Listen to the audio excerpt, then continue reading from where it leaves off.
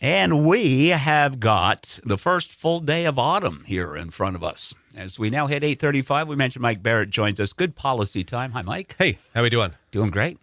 Did you guys get a bunch of rain in your neck of the woods yesterday? No, we had a perfectly dry weather. Liar. Incredible. No storms, no nothing. It was like a special dome over my house. Yeah. It was awesome.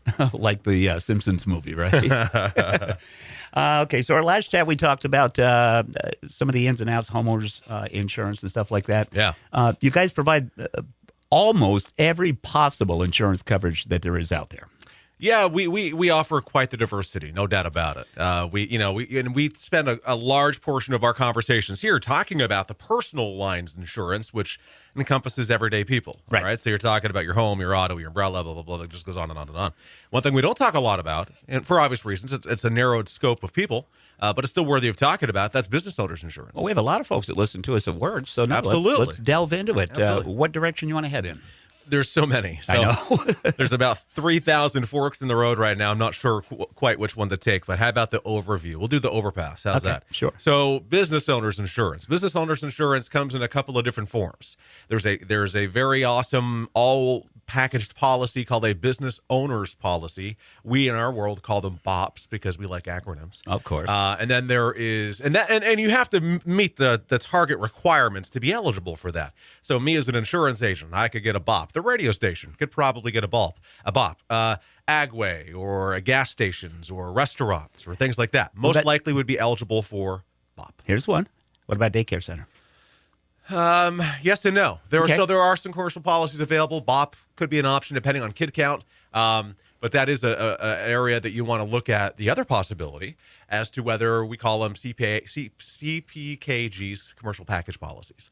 A commercial package policy is kind of an a la carte version of a BOP, where you're picking what you need. So you're picking your liability. You're picking, well, do you want property coverage? Okay, do you want property for personal property or for building that you own or you tenant, whatever, what have you? Do you want business income protection? Do you want equipment breakdown protection? It just goes on and on and on. It's quite a dialogue. Do you want employment practices liability insurance, where if employees are accusatory towards you and now you've got to suit up lawyers, do you want to have protection for that? Do you want cyber liability? That's the big hot topic right now because of all the hackers out there. Right, and the ransoms. The ransomwares, the potential to compromise personally identifying data of your consumers.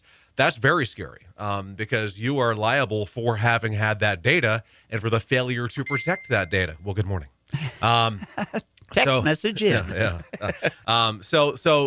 It's a conversation. This is when you're shopping, and I find that businesses don't often shop for their insurance. Okay. I think once they find something, they tend to stay with it, and I think it's because it's fairly cumbersome on the onset. Depending on the size and scope of your business, it can be a lot of work. One less thing to worry about. We've got it. Not worried about it in case something happens. Okay, Unless something happens, and then you go, wait a minute, I didn't. Because here's the thing. I just talked about two things that companies are starting to really introduce and put into the BOP policies, and that is cyber and the employment practice liability, EPLI is what we call it.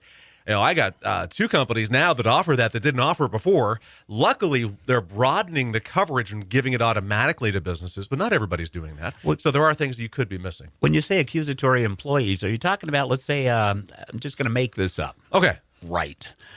I've got 30 years of employment plus behind me.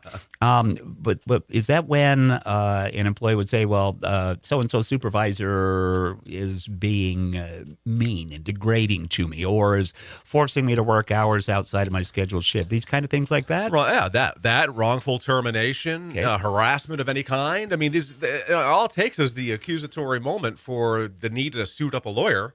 That's going to cost you as a business owner money. Right. All right. So you want to have that protection. Another one we see a lot is the equipment breakdown protection, because if you're a business that relies heavily on this component of equipment and it fails, there are companies out there that, certain types of equipment can have that breakdown coverage. If it goes, you're now either running at partial capacity or no capacity, and now you're losing income, and you still have employees to pay. Similar to like NSA with their laser presses or water jet cutting machines, or say Linden Furniture with their tabletop flat plane sanders and things like this, right? Yeah. So we really could just go on and on and on forever about the different liability components available.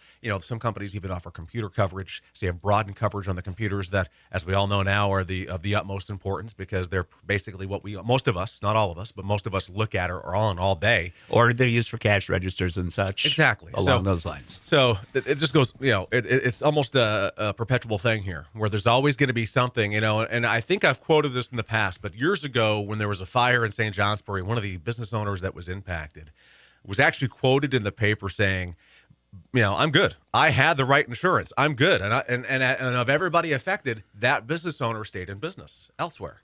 And the quote was, get as much business insurance or get as much insurance as one can reasonably afford. And that does, to a point, make sense. You don't want to go the opposite way and be insurance poor, but you want to make sure that you have the appropriate coverage to protect you, to do what the policy's intentions are, and that is to protect you as an insured. So, like with the personal lines that we spend an awful lot of time talking about here, business owners want to be attentive to it once, twice a year. You just look into things, especially when they have changes or they're planning changes. Right. The best time to look at it's at renewal. The best time to do a deep dive would be every 3 to 5 years. That's really a good thing. And it's also good to have a continuing dialogue with your agent because, as an example, we're the perfect example for this. Some of our business owners may not necessarily know that now we offer life insurance.